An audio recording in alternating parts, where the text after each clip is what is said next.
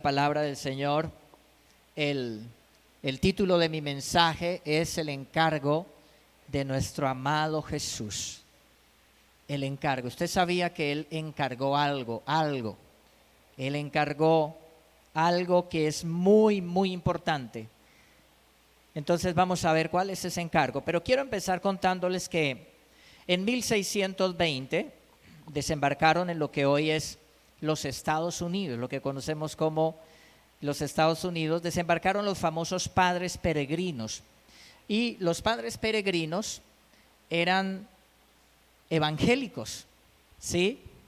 Vinieron huyendo, que querían dejar atrás una situación de guerra que se vivía en Europa, ingleses que venían para colonizar estas nuevas tierras, las tierras norteamericanas, y ellos venían con la visión de fundar una comunidad, un país, una nación con los principios cristianos.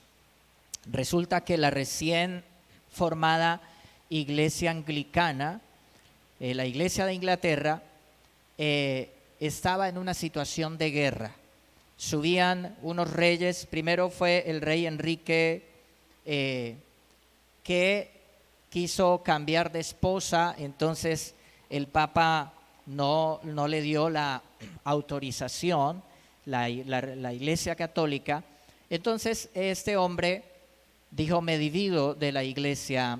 Y entonces ahí empezó a formarse, se dividió, aisló la iglesia de Inglaterra de la autoridad de la Iglesia Católica. Y entonces ahí empieza como una reforma, pero hay toda una lucha, porque luego los hijos de este rey, cuando este rey muere, porque lo que este rey quería era que se le diera el divorcio y que él pudiera casarse con quien quisiera. Entonces no era ni protestante, pero en esa época estaba la reforma en Europa. Entonces empezaron a entrar las ideas de la reforma también a la iglesia en Inglaterra, de tal manera que muchos de los ingleses empezaron a recibir el evangelio, de tal manera que fueron llamados puritanos. Entonces hubo una serie de guerras. Luego vino una guerra de 30 años entre católicos y protestantes en Europa, ¿sí?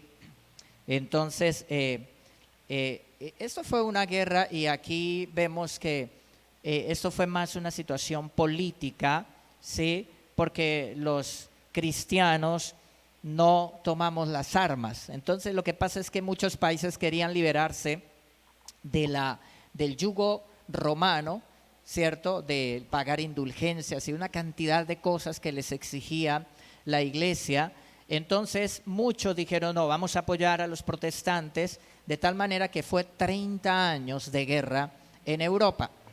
Pues estos padres peregrinos, estos ingleses, estaban cansados de esa situación. Miraban que la iglesia era muy corrupta y dijeron: queremos salir de acá, queremos ir a un lugar, a una tierra donde podamos vivir, donde podamos compartir nuestros principios, fundar una nación con los principios de Dios. Y por eso se le llaman los padres peregrinos, porque son los fundadores de los Estados Unidos, ¿sí? Ingleses cristianos que vinieron a Norteamérica. De ahí empezaron a llegar mucha gente, muchos que no eran cristianos, muchos cristianos más empezaron a llegar. Y estos puritanos,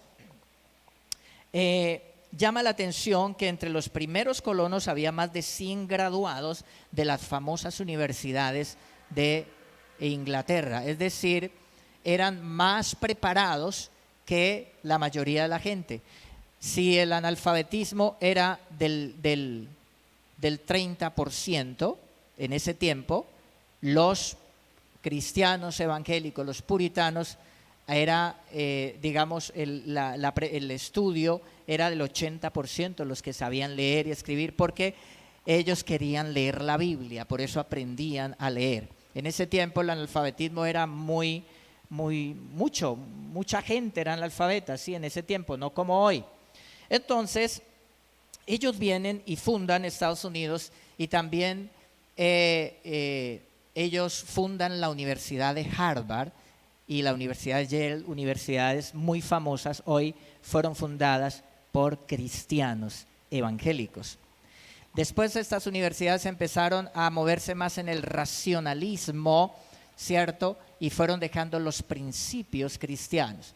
Pero nosotros ahí, por eso es tan importante que dejaron Europa a estos cristianos debido a la persecución religiosa y vinieron y Dios les concede eso. Entonces, los padres peregrinos tienen una gran importancia en la historia de Estados Unidos, por eso se les llama padres, ¿cierto?, de la nación. Y fueron los protagonistas de la primera celebración de Acción de Gracias en 1621. Ustedes saben que la fiesta principal en Estados Unidos, ¿cuál es? La fiesta de Acción de Gracias, donde matan el pavo, donde se reúne la familia, donde comparten. Es una fiesta famosa, muy famosa en Estados Unidos, y ellos dieron comienzo a esa fiesta cuando vieron la bendición que Dios les da en estas nuevas tierras y toman la cosecha y celebran la primera fiesta de Acción de Gracias. Amén. Y fueron los fundadores, como ya les decía, de las regiones más influyentes de Estados Unidos, Nueva Inglaterra, que se caracterizó por su espíritu religioso, comercial y educativo. Es decir, ellos, por eso hay un sociólogo que escribe un libro, cuando estaba en la universidad, leí sobre el tema, él escribe un libro donde dice que el capitalismo tiene orígenes en los principios de la religión evangélica protestante, donde se enseñaba, los puritanos enseñaban dos cosas muy importantes: una buena educación, aprender a leer, prepararse y trabajo, ahorro, de tal manera que por eso fue que Estados Unidos prosperó hasta que hoy es la primera potencia mundial, la primera potencia económica del mundo.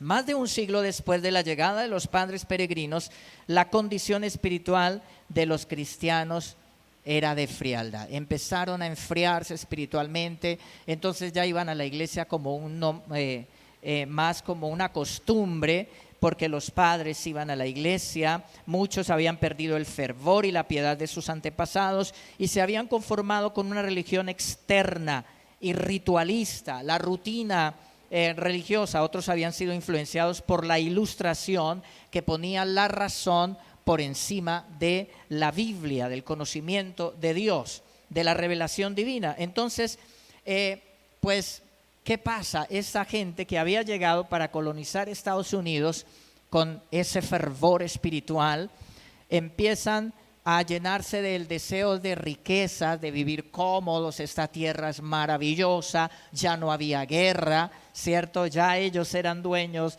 mejor dicho, toda esa extensión de tierra para cultivar. Y empezaron a hacer riquezas y empezaron a conformarse, digamos, una vida cómoda, y empezaron a dejar a un lado ese fervor espiritual que caracterizó a los puritanos, los primeros que llegaron a los Estados Unidos. Entonces Dios hizo algo.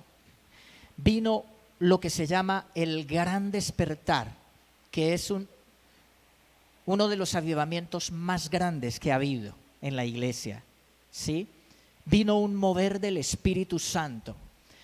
Y hay un hombre llamado Jonathan Edwards en la historia, descendiente de ese legado puritano, un joven que a los 14 años él tuvo una situación como de dolor, de sufrimiento, de angustia, tal vez en esa lucha espiritual, y luego él dice que Dios le reveló la santidad divina como algo tan deseable, como algo, la santidad de Dios como algo tan hermoso, que este joven fue marcado por el poder del Espíritu Santo.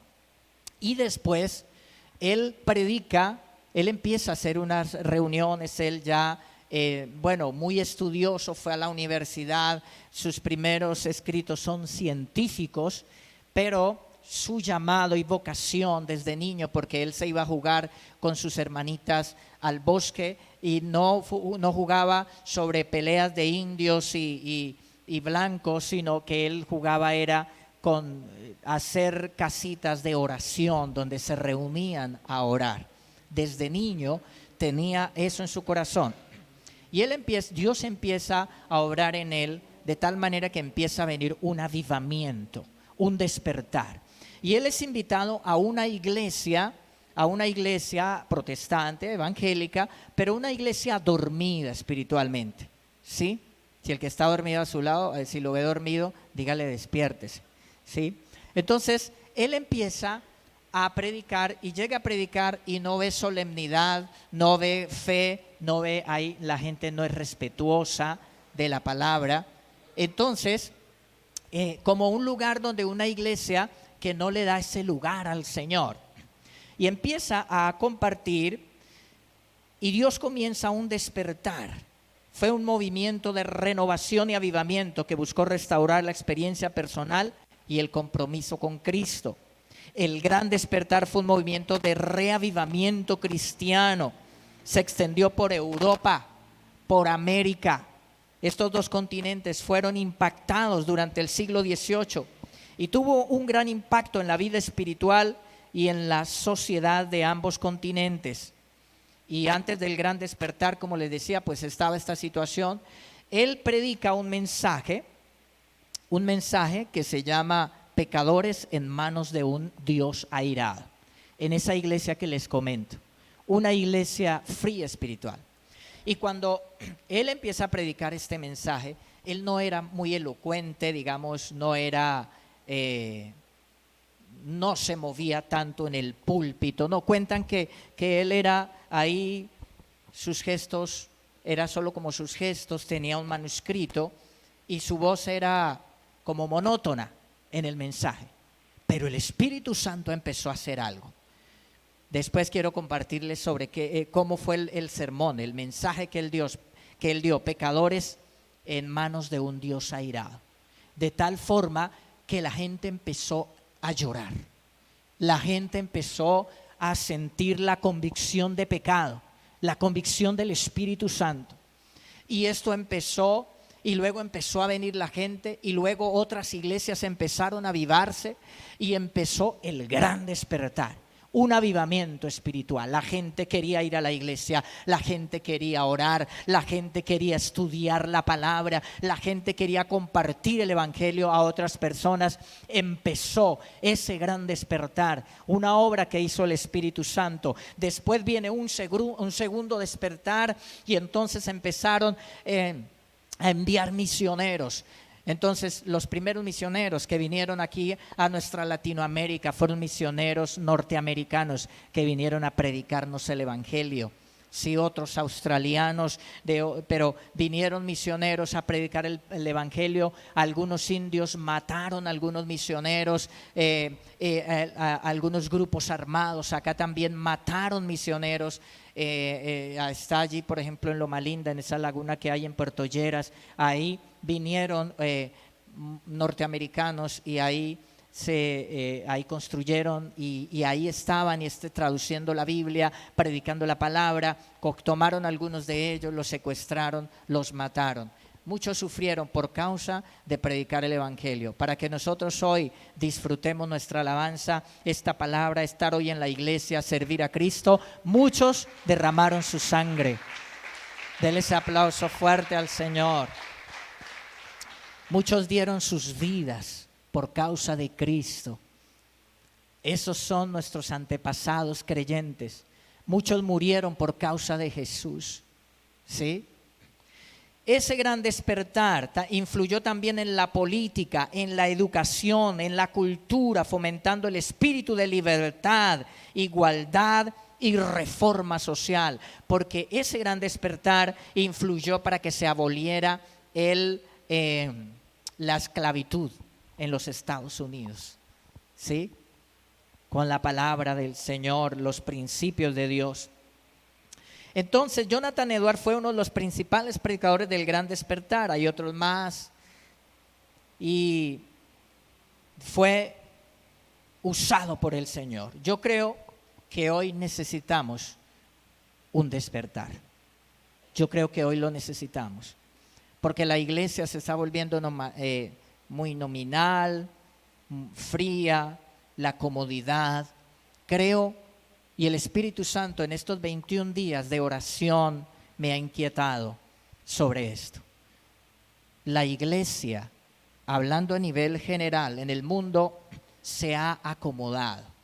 Entonces la gente ya piensa solo en estar cómodos, como pensaban los cristianos de aquel tiempo, que les decía que se enfriaron, solo en vivir chévere, en vivir bien, ir a la iglesia como por la costumbre. Vamos a la iglesia cada 15 días o cada 8 días o cada 20 días, pero no hay un compromiso de entrega con el Señor, porque al Señor se le da lo mejor de nuestra vida. Amén.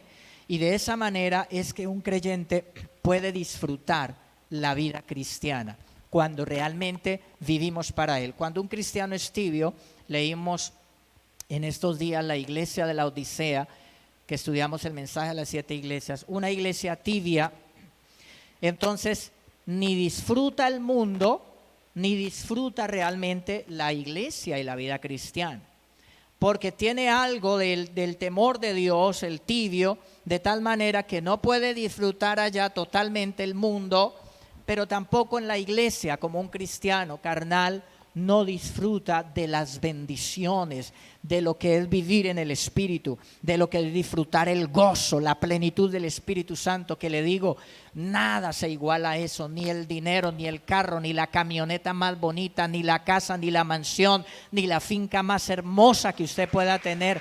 Nada le va a dar a usted la satisfacción de la presencia del Espíritu Santo. Y yo se lo digo, yo lo he experimentado. Cuando usted siente la presencia del Espíritu Santo, no hay nada más hermoso en esta vida. Usted no desea más, todo palidece frente a lo que es vivir una vida de consagración, con la presencia de Dios, con el gozo del Espíritu Santo en su vida. Es un pedacito de cielo aquí en la tierra, nada se compara. Ahí usted no envidia ser el más rico del mundo, ahí usted no envidia ser el más galán o la más hermosa de las mujeres, nada de eso. Todo eso palidece, todo eso no tiene ninguna importancia de lo que es vivir en esa dulce comunión con el Espíritu Santo. Es maravilloso, y yo quiero llevarle, iglesia, a anhelar esa comunión con Dios. Es lo más hermoso, es lo más especial. Yo lo experimento, y hay momentos, hay tiempos donde como que parece que como que pareciera que el Señor está un poco lejos. Hay tiempos de dificultad, hay tiempos también donde viene el estrés, y como que pareciera, ¿qué pasó? ¿Qué sucedió? Pero luego uno vuelve, y usted vuelve a la presencia de Dios y vuelve a experimentar. Yo vuelvo, y por estos tiempos vuelvo y experimento esa presencia gloriosa del Señor. Y yo quiero llevarle con mi mensaje hoy a eso, porque el racionalismo, el humanismo y la indiferencia se han perdido. Se ha perdido el fervor. Estoy un poquito distraído porque tengo problemas con el sonido, no sé. Hola, sí, ¿será el micrófono?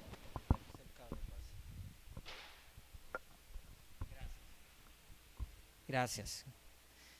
Bueno, entonces, el racionalismo, el humanismo, la indiferencia espiritual van quitando, van como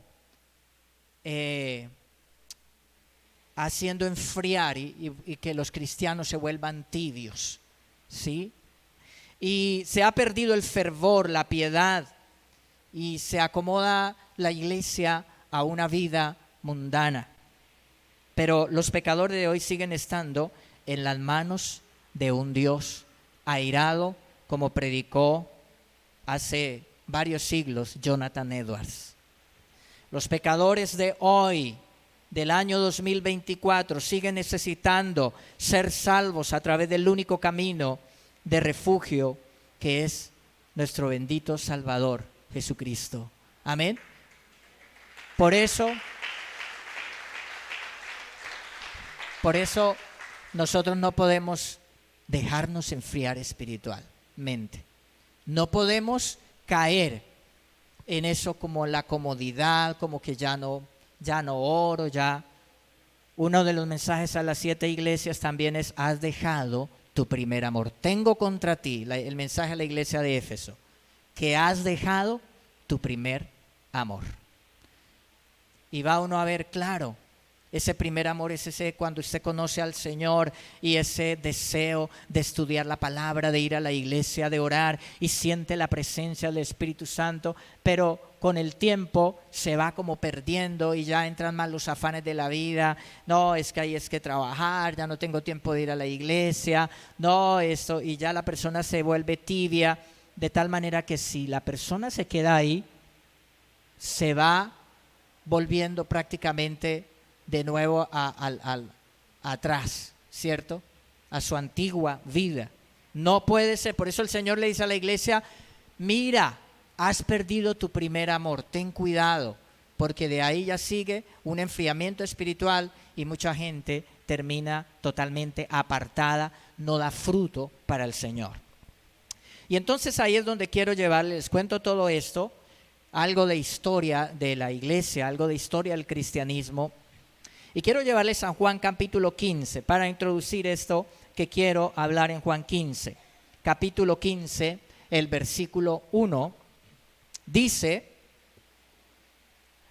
yo soy la vid verdadera y mi Padre es el labrador. ¿Quién está hablando? El Señor Jesús.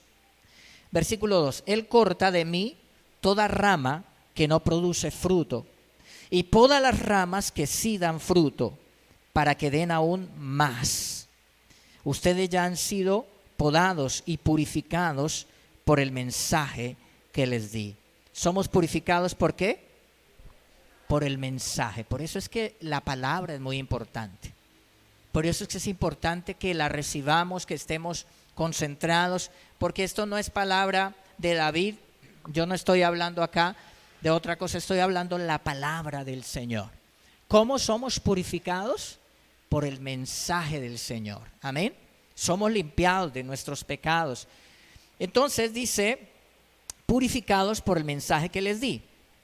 Bueno, ahora el Señor les dice que Él corta toda rama que no produce fruto. Ya vamos a ver qué significa eso. ¿Sí? El Señor es la vid, ese es el tronco de la mata de uvas, ¿sí? Que era de la vida cotidiana. Los israelitas tenían su mata de vid allá en el solar de su casa, en su propiedad. Allí tenían en su lote de tierra, ahí las vides, ¿sí? Era algo muy frecuente y el Señor les habla acerca de esto, pero Él dice que corta toda rama que no da fruto. Es decir, el Señor Jesús es el tallo, las raíces toman la savia, los nutrientes, y lo lleva a las ramas, y en las ramas es donde se producen los racimos de uvas, ¿sí? Allí se produce el fruto. Entonces, obviamente, si se arranca una rama, no va a producir fruto, porque no va a tener los nutrientes que vienen a través del tallo, y ese es el Señor Jesús, ¿sí? Entonces, Él corta de mí toda rama que no produce fruto y poda las ramas que sí dan frutos. Es decir, aún todos tenemos que ser podados. Amén. Damos fruto para el Señor. Yo en estos días aprendía algo. Escuché que alguien me decía, alguien que conoce, decía: mira, esos árboles de mango, por ejemplo, tan grandes, lo dejan crecer así y todo el alimento de la planta se va en darle alimento a todas esas ramas, a ese gran árbol. Entonces dice: no, lo que hay que hacer es podarlos para que el alimento se utilice en el fruto y no en sostener un gran ramaje ahí que tal vez no da el fruto, ¿cierto? Y yo decía: ¿verdad? Y entonces decía: entiendo esto y todo lo que dice el Señor Jesús, cómo Él poda para que haya más fruto. Y ya vamos a ver cuál es el fruto, ¿cierto? Pero Él les dice que ellos ya están purificados por el mensaje que Él les dio. aquí ya están ¿qué? Purificados. Es decir, todos los que estaban ahí eran salvos. Amén. Eran limpios por la palabra. Pero en Juan capítulo 13, es decir, 2 capítulos antes del capítulo donde estamos, el versículo 10 dice, Jesús dice, una persona que se ha bañado bien no necesita lavarse más que los pies para estar completamente limpia. Y ustedes, discípulos, están limpios, aunque no todos. Entonces, ¿por qué en San Juan 15 él dice, ustedes ya están limpios por la palabra que les di? Y aquí 2 capítulos antes, el Señor dice, ustedes, discípulos, están limpios, aunque no todos. Piense, ¿por qué sería? Bueno, pues porque resulta que en el capítulo 13, donde estaba hablando Jesús esto, ahí estaba un famoso personaje. ¿Cómo se llamaba? Judas. Ahí estaba. Y Judas no era salvo. Judas estaba dentro de los discípulos. Por eso es que esto nos lleva a meditar. Judas estaba dentro de la iglesia, de los discípulos del Señor, pero no fue salvo, nunca. Hay mucha gente en la iglesia que no es salva, que están en la iglesia, pero no son salvos. Y Judas estaba ahí. Y cuando el Señor le dice esto, le dice, ya todos están limpios, aunque no todos. Pero cuando en el capítulo 15 Judas ya se había ido a negociar la entrega del Señor, y ya Judas no está ahí. Porque lo que Judas tenía en primer lugar era su dinero, era la platica. Y le ofrecieron 30 piezas de plata para entregar al Señor. Judas ya estaba por allá en esa negociación, no estaba aquí. Por eso el Señor le dice, ustedes todos están limpios. Que ojalá el Señor pueda decir de nosotros hoy, todos están limpios. ¿Cuántos alaban al Señor?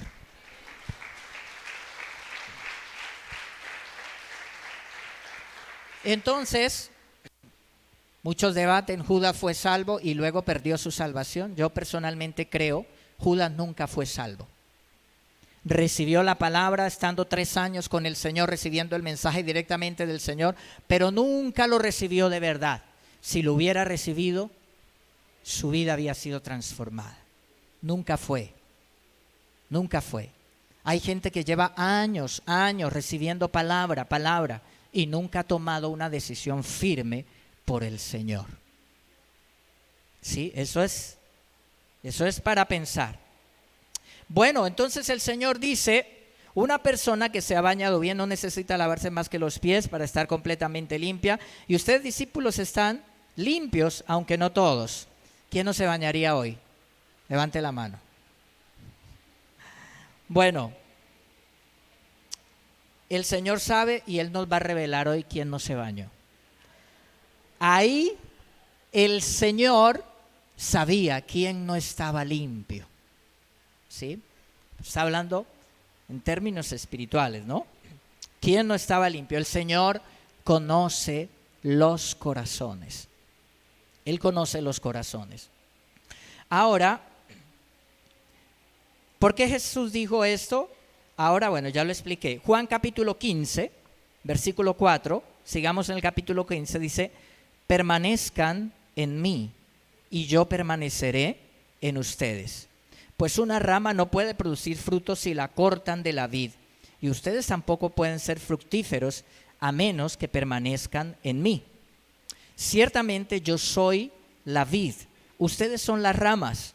Los que permanecen en mí y yo en ellos producirán mucho fruto, porque separados de mí no pueden hacer nada. Así de claro es. Puede hacer uno, no sé, muchas cosas en esta vida que sean reconocidas, tener títulos universitarios, ser un profesor universitario, pero desde el punto espiritual, cero. O ser el más rico del mundo, lo más rico de Colombia, pero desde el punto espiritual, ¿qué? Cero. Jesús lo dijo. Bueno, ¿cuál es el fruto de un árbol? El fruto de un árbol, la ley de la siembra y la cosecha, ahí la Biblia nos habla. El naranjo da naranjas, el mango da mangos, el arroz produce arroz, ¿cierto? Cada uno de su misma naturaleza, ¿cierto? Y decimos que da fruto cuando el árbol, por ejemplo, usted ha visto unos árboles cargaditos de naranjas, ¿cierto? Cargaditos de fruto, esos árboles, y unos mangos deliciosos, una fruta deliciosa. Y dice, ese arbolito, ¿cierto? Qué bendición. Pero usted ha visto árboles también que dan frutos amargos. La hierbamora venenosa, por ejemplo, hay plantas y árboles que producen frutos que pueden ser un veneno, ¿cierto? El fruto malo. Y hay otros que no dan fruto. Jesús, recuerdan que fue a una higuera y la vio frondosa la higuera, pero no tenía fruto. Y el Señor dijo, nunca más salga fruto. Bueno, no, y dio unas palabras y la higuera se secó desde la raíz. Se secó. Entonces, ya sabemos qué es el fruto de un árbol, pero ¿cuál es el fruto del creyente? ¿A qué se refiere Jesús cuando dice, yo los he enviado y los he llamado para que den fruto? ¿A qué se refiere el Señor? ¿Qué es el fruto de una persona cristiana de verdad? Pues el fruto es en el ser primeramente, en el ser, y luego se manifiesta en el hacer. Es decir, si yo soy buen árbol, entonces voy a producir buenos frutos. Amén. Entonces primero es en el ser. La obra del Señor es primero en el hacer. No en el hacer, porque una persona puede hacer muchas cosas, pero no ser transformada. Primero es el ser y luego viene el hacer. Amén. Entonces, eso representa, si vamos a ver el contexto del capítulo 15 de Juan, el Señor está hablando del amor. Del amor. Así que el fruto del cristiano es ¿qué? El amor. Se resume toda la Biblia, los profetas, ¿en qué? En amor. En amor. ¿Sí? Porque el que ama a Dios, Jesús resumió en 2 mandamientos. Los 10 mandamientos, por ejemplo, está en amar a Dios y en amar al prójimo. Ahí están los 10 mandamientos. Y luego Jesús los reduce a 2 mandamientos. Sí, amar a Dios, los 10, y amar al prójimo. Y luego se reduce en una sola palabra, amor. Amor. Amén. Y el fruto del cristiano es el resultado de caminar en el Espíritu Santo. Ayer hablábamos, el mensaje era sobre caminar en el Espíritu, sobre ser llenos del Espíritu Santo. El fruto del cristiano es el resultado de vivir una vida llena del Espíritu Santo, porque ahí es donde podemos dar fruto, ahí es donde podemos amar. Uno no puede amar de verdad si uno no tiene al Espíritu Santo de verdad.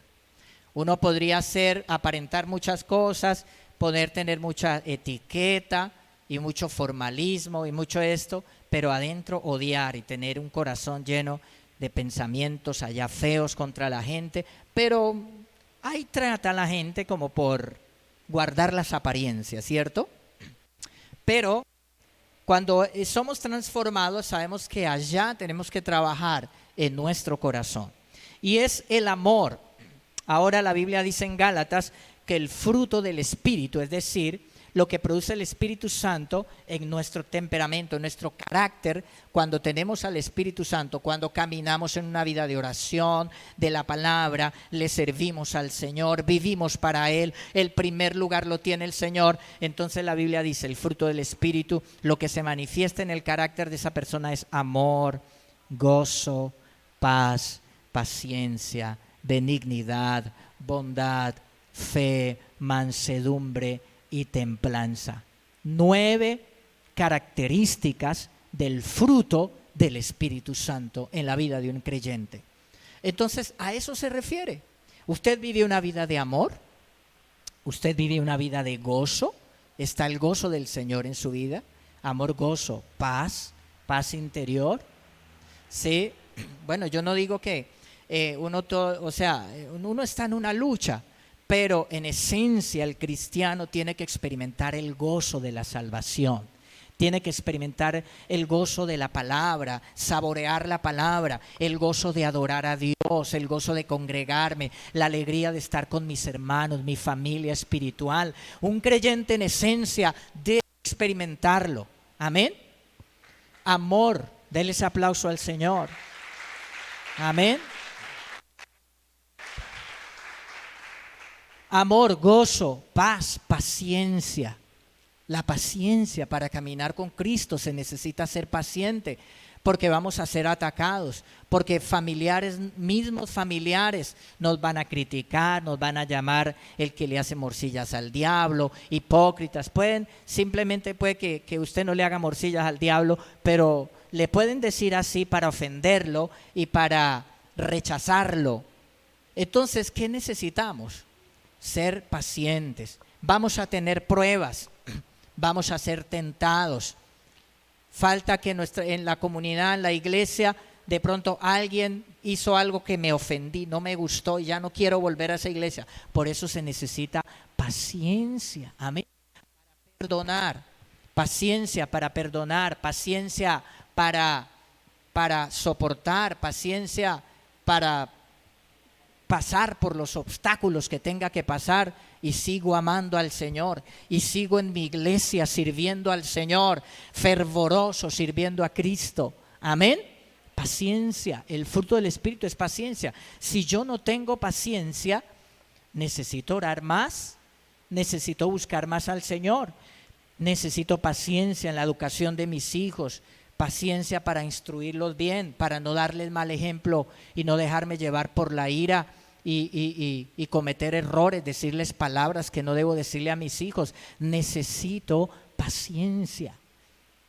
La paciencia la necesitamos en el trabajo, compañeros de trabajo, personas que son difíciles. Hay personas difíciles. Yo creo que todos nos hemos encontrado con personas difíciles en el trabajo, en el estudio, en la universidad, el colegio, en la iglesia, en el lugar. ¿Y qué necesitamos?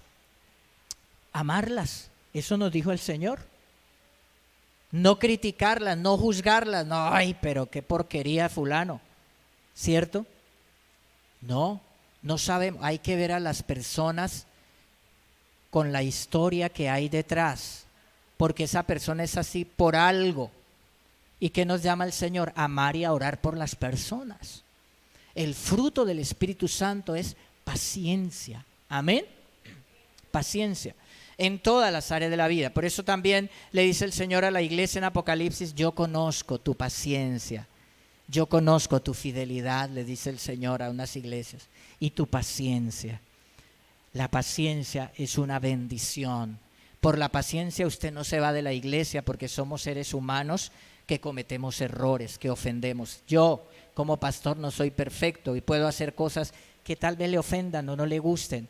Pero si usted es una persona paciente y usted busca al Señor, el Espíritu Santo le va a guiar. Y usted no se va a ir de la iglesia por eso, ni usted se va a enfriar espiritualmente, porque usted es una persona que tiene el fruto del Espíritu Santo, paciencia. Luego sigue diciendo la Biblia, benignidad, ¿sí?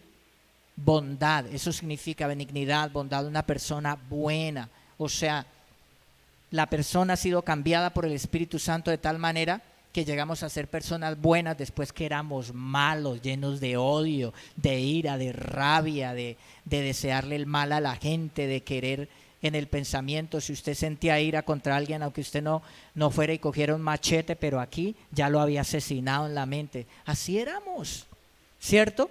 Entonces, cuando conocemos al Señor, el Espíritu Santo empieza a hacer esa obra. Yo siento la presencia del Espíritu Santo esta mañana en este lugar.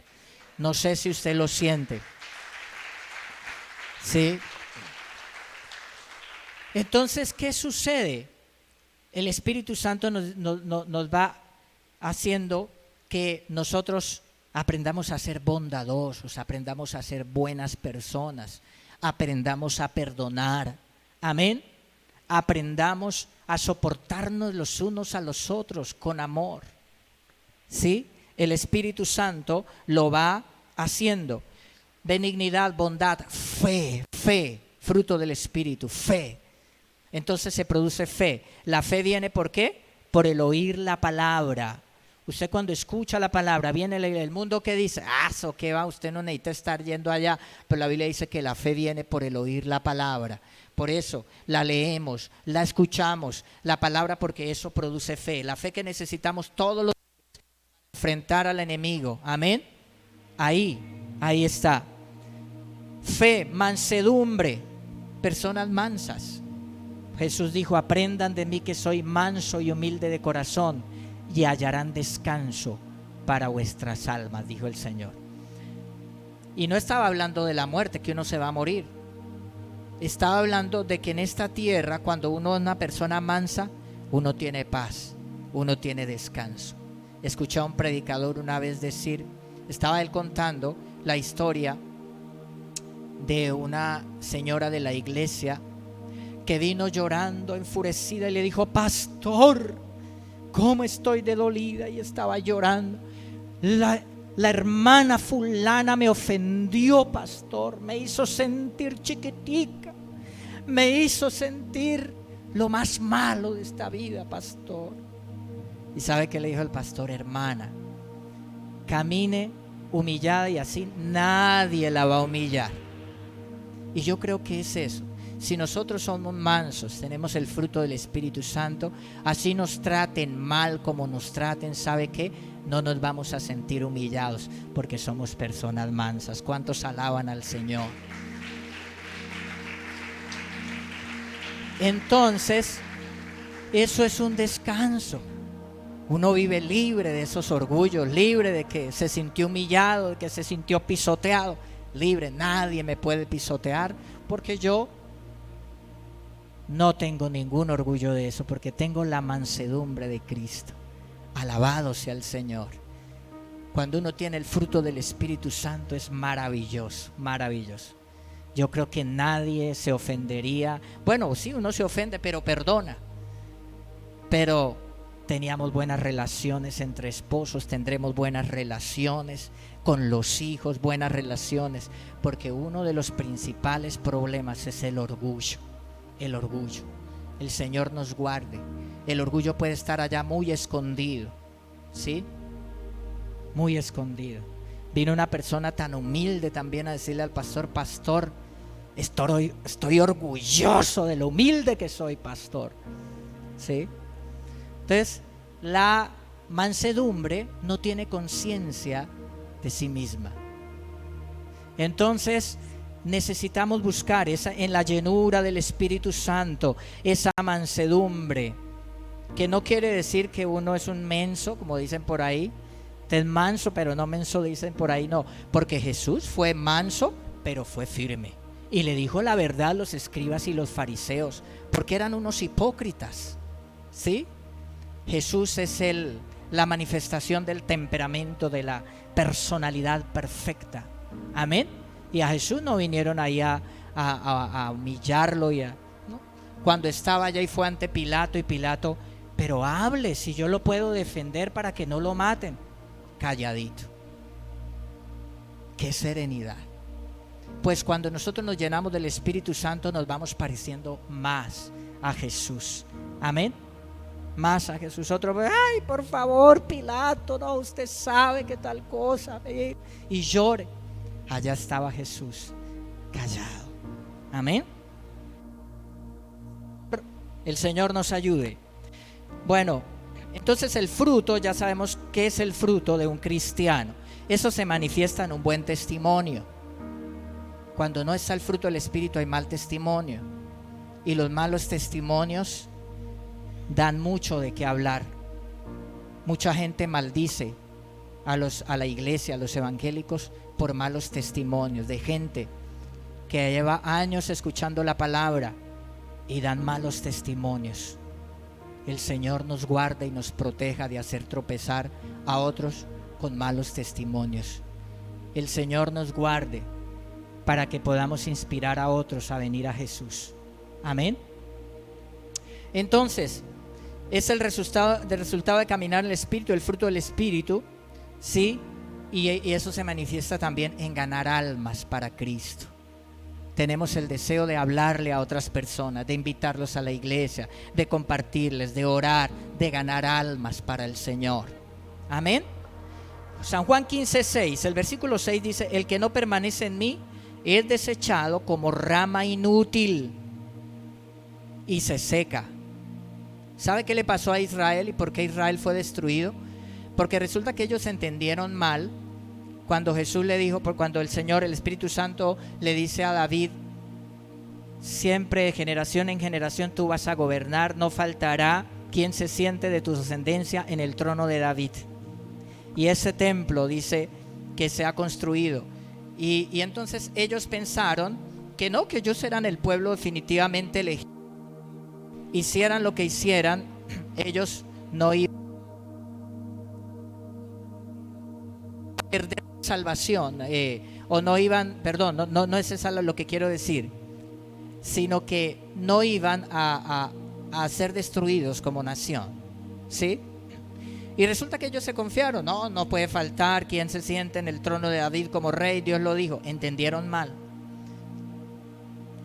Y entonces por eso ellos vivían de cualquier manera para Dios. Y vino el juicio de Dios. Dios les mandó los profetas, vino el juicio de Dios, destruyeron el templo de Jerusalén, destruyeron la ciudad y los llevaron cautivos. Entendieron mal. Entonces, el que no permanece en mí es desechado como rama inútil y se seca. Todas esas ramas se juntan en un montón para quemarlas en el fuego.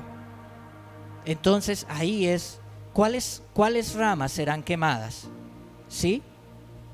Ahí es donde vienen unas preguntas. Entonces, ¿será que una persona puede ser salva y luego perder su salvación? Entonces, ¿qué será? ¿A qué se refiere el Señor? Las personas que, no, creo que el error es, no sé, hay algún cable que está haciendo por ahí corto, alguna cosa, no creo que sean los micrófonos. Entonces, resulta que aquí hay, esto pone a pensar, ¿sí? Las ramas que serán cortadas. Y dice que se hace cuando se poda, todas esas hojas se recogen y luego se llevan a la hoguera, ¿cierto? Entonces aquí está hablando de que del infierno, de que estará hablando acá. De gente que estuvo en la vid, estuvo ahí, pero luego no dieron fruto y son cortadas y echadas al fuego. ¿A qué se refiere? Bueno, se refiere a la cizaña. ¿Se acuerda que Jesús habló de la cizaña? Que vino el malo y sembró cizaña en el campo de trigo, en la parábola del trigo y la cizaña, ¿recuerdan? Entonces, esa es gente que está en la iglesia, pero que nunca son verdaderos cristianos. Yo no sé, eso es para temblar, ¿sí? Gente que está en la iglesia, pero que nunca son verdaderos cristianos. Cizaña. Es gente que, como Judas, estuvo ahí todo el tiempo con el Señor y nunca realmente tomó una decisión por Cristo. Nunca realmente recibió esa palabra del Señor. ¿Sí? Nunca recibió a Jesucristo en su corazón. Y recibieron por años palabra. Recibieron palabra. ¿Sí?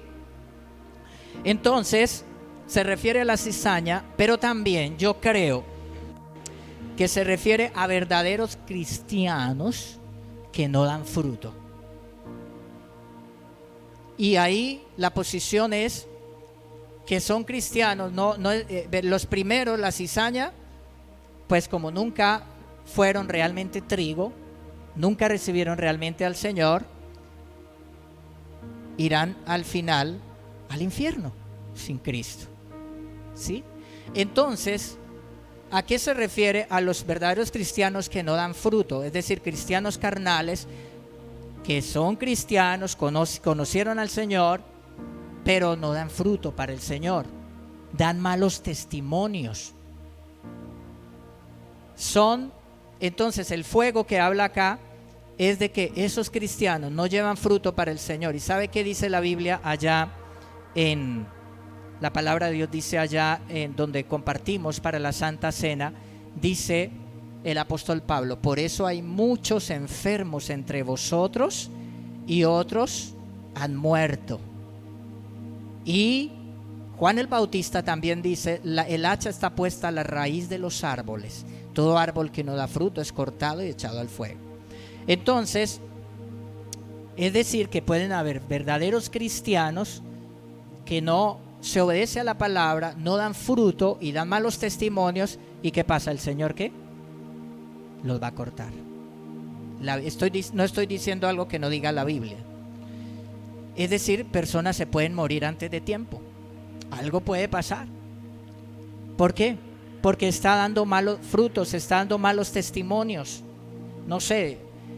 O ese fuego se refiere al fuego del juicio acá, no del infierno, sino al fuego del juicio acá, de la disciplina de Dios sobre cristianos carnales. O se refiere también a que los hombres los desechan, porque dice que esos pámpanos son desechados, cortados, se hace un montón allá. Y es decir, que son cristianos que caen en burlesco de los no creyentes por sus malos testimonios. Entonces la gente habla feo de ellos, que le hace morcilla al diablo, que esto. ¿Usted ha escuchado gente no creyente que le gusta burlarse de los cristianos, de la gente que da malos testimonios? Todos hemos escuchado eso. Todos hemos escuchado.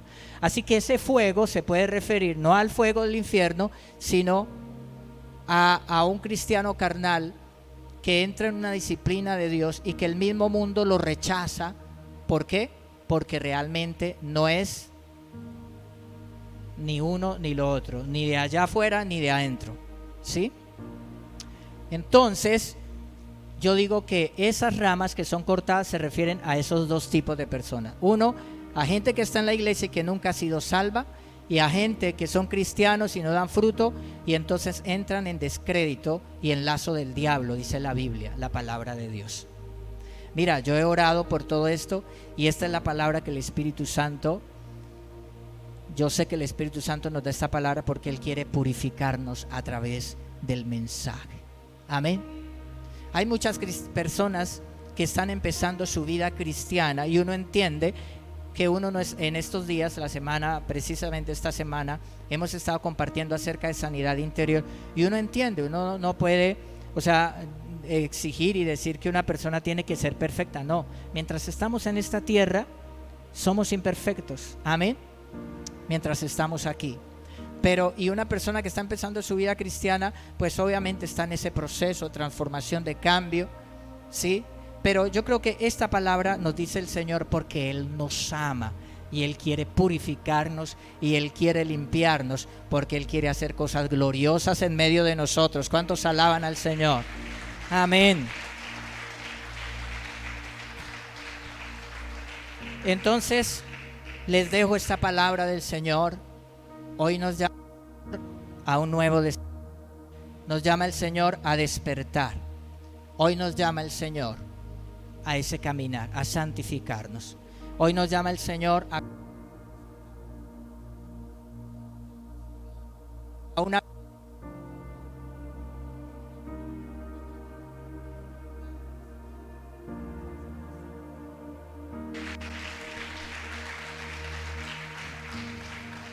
póngase de pie y oremos, y oremos.